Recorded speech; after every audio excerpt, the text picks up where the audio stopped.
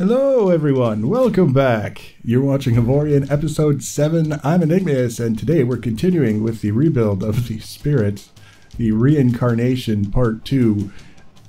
If you've been following the series, you understand what that's all about. If you haven't been following it, we built a ship called the Spirit because it's sort of got the spirit of a muscle car, at least in the design. There are certain elements that were reminiscent of that sort of profile. And then we inadvertently took it out for a spin. I hit escape one too many times, and all of a sudden I was in space and I was spinning, and I said, let's go, let's see what happens. And very shortly thereafter, I started taking fire from something in the distance, and I tried to run away, and then I was taking fire from two things in the distance, and then the ship was destroyed, and then our drone was destroyed, and we were back at a station that was suddenly under attack. And I decided that that would be as good an opportunity as any to take some of the things that we had learned and start over. Not because I had some ideas that would make the ship work necessarily better, but just the aesthetics and the way things were coming together. I decided if there was ever an opportunity to grab onto something as an excuse to start over, do it now before it's too late. So that's what I've been doing, and you'll notice things look kind of dull at this point in the build. Very flat. We've got very subtle angles, very soft angles, working very subtle curves out of those angles, and a lot of things that look just very, very flat. And that's by design, because one of the things that I wanted to try this time around was a very simple, basic hull design, and then adding cosmetic details after the fact. And by leaving things quite flat, I'm hoping that that makes the whole process easier for adding those cosmetic details. So if it looks a little bit dull now, not to worry, there's going to be a fair bit added once we get the main hull sort of buttoned up, and that's what we're going to be working on today, is getting the main hull sort of taken care of.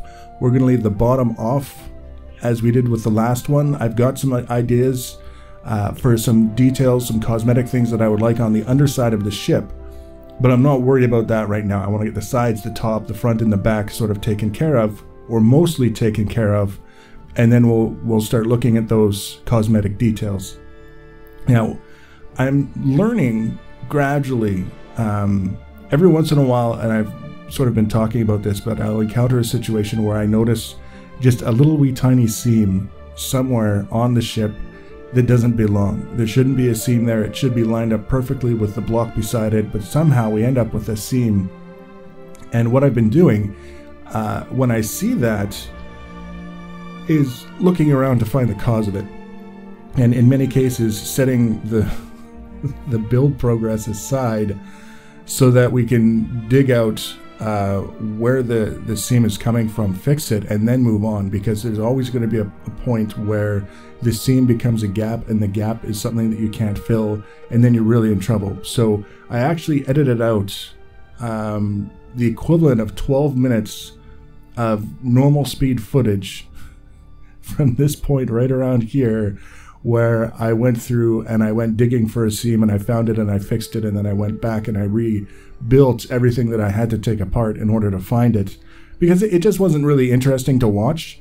It was gratifying in terms of gameplay to find the problem and fix it, but it wasn't one of those things where I could show it and feel like I was offering something constructive, because the problem, the thing that was out of alignment, was so minor and so difficult to even see, really no way to show it in a meaningful way so that people could get something out of it. So now we got rid of the little seam, we got rid of the little problem, and I'm just focused on, we're basically done up to the back end of the ship again, and I'm just kind of finishing off these top edges, and then we can do the back side, and then we can do the top, and then we can start looking at the cosmetic details, the equipment that we need to load into the ship so that it goes and does the things that it needs to do.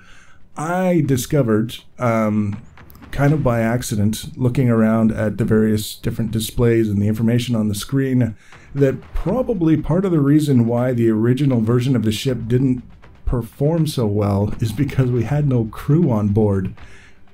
I haven't really looked into all of the specific details, all of the things that you get from having crew on board, and specifically crew fulfilling certain functions. But I get the impression that things like how many turrets you can have on the ship, maybe the performance that you get in terms of the handling, maneuvering, speed, acceleration, all that might be influenced by the crew that you have on the ship. I know it's telling me that I need at least one mechanic on the ship, but I'm not exactly sure what a mechanic does. Maybe the mechanic is responsible for critical repairs on the fly. I don't know. I'll find out eventually. It's one of those things. It's just, again, a part of the learning curve. But it was one of those things that I noticed as just one of the displays down the right side of the screen mentioning these things, but I never gave it a lot of thought until I was sort of working through this portion of the ship and thinking about the equipment that we had to load in. And I had put crew quarters on the last iteration of the ship, but I never just got around to going to the station and actually buying the crew. We didn't get that far. We were sort of ambushed, I guess you could say. I'm trying to envision the way that I want to do the side panels with the cosmetic details, because there's the opportunity there, as I learned with the last iteration, to incorporate some of the thrusters in those kinds of details. I like that idea. I like being able to incorporate something functional into cosmetic details so that at least if it looks like crap, you can at least say it's functional. That's kind of the reasoning behind that.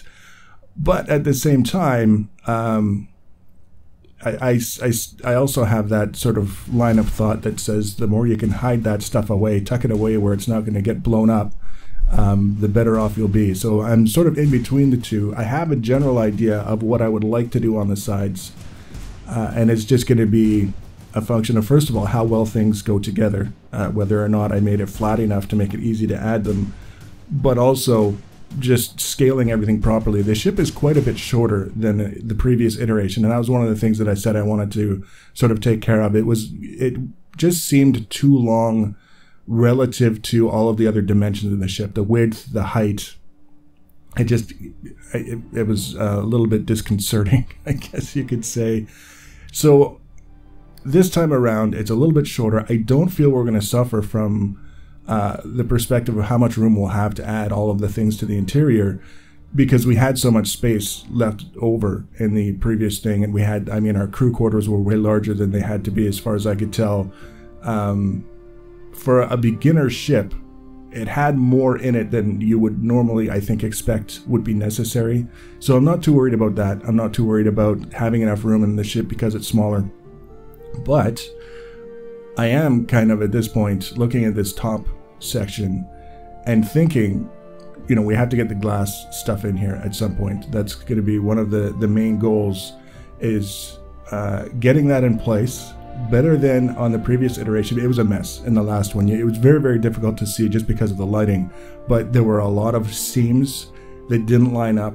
There were a lot of blocks that weren't either flush with the surface or slightly recessed into the surface, so there was a lot of rough edges and things. So this time around, knowing that that could be a potential problem, again, lots of flat surfaces to make it as easy as possible, not only just to place blocks, but also by placing the first blocks on those flat surfaces, it makes it easier to potentially line up subsequent blocks in a way where they're slightly recessed into the surface of the blocks near them. That was kind of one of the things as well. I wish I understood the exact rules for how far into a block you can recess another block, because as I mentioned in the previous iteration, when I was putting certain things into place, I would place something on the surface, a very thin block, or what looked like it was on the surface, and then go around to the other side and find that it was poking out the other side of the block. And I mean, I didn't really care at the time. It wasn't a cosmetic problem because we're talking about what was happening on the inside of the ship. But I got to thinking, if you can really push blocks that far through, probably that would be the way forward if you were trying to produce things that were sitting flush on curved surfaces is to just have them deliberately sitting a little bit into the blocks that they're supposedly mated against. However, this time around, it actually went together fairly well. It didn't go 100% the way that I had hoped it might, but we were still able to get something that resembles a glass cockpit on the top of the ship. I would like to get some iron support members, maybe a couple on each side, similar to the way that you would have, you know, the support pieces. The word has completely evaded me, but if you look at the usual car cockpit, you have the 4 support members in the corners that divide up the glass and kind of actually add some structural strength to having the top on the vehicle. Roll bars, roll whatever, you get the idea. Something like that I've got it in mind as something that I would like to do, but I don't feel the need necessarily to make everything resemble an automobile. Like I said, it's not like we're going to put wheels or anything on it. We're just going to do what we can do with what we've got. So we've got the sides done now. The back is basically done. Room for fiddling aside. We've got that glass part on, and I'm happy with it. The shape, the way everything came together, it's much better than it was, put it that way. There's always room for improvement. There's always room for change. And the next one will be completely different, I know. But at least I can look at it now and say, yeah, that's pretty close to what I had originally had in mind. So we're just kind of working a few more angles. And then I got the idea in my mind that now would be a good time to start putting in some of the equipment that we would need in order to make this whole thing go. If for no other reason than kind of getting an understanding of exactly how much space we were going to need. Another thing that I did that I don't recall doing the last time around was extending these engines farther into the ship. So the actual size, if you were to measure, get the 3D sort of size of the engines quite a bit larger than they were on the last ship. That was one of my concerns, whether it had to do with the crew or the size of the engines. It doesn't matter to me at this point. I just need this ship to go faster than the last one.